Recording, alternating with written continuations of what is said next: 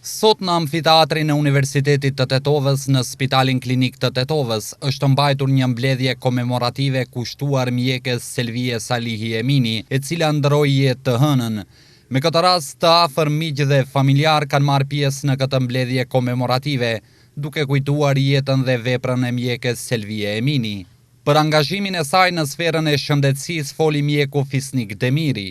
Deri në vitin 1996 ka punuar si mjekëse e praksës së përgjithshme në Tetovë dhe për në fshatrat e rrethinës të Tetovës, ku edhe dha një kontribut të suksesshëm për popullatën tonë.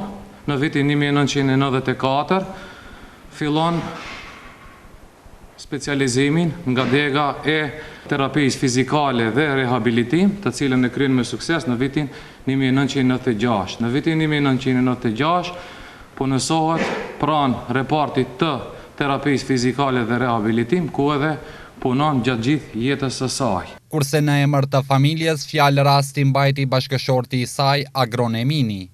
Unë jam i shoqi i të ndjerës, vetëm një moment të falimderimit kisha dasht kolektivit, spitalit të Tetovës, vendit punës, gjithë atyre që keni punu me të ndjerën e keni njoft.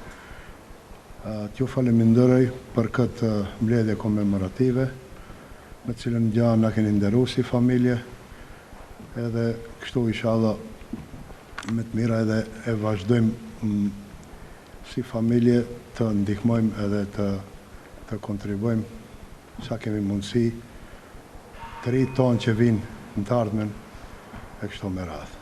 Ajo gjatë jetës së saj ka punuar në Spitalin Klinik të Tetovës në repartin e terapisë fizikale.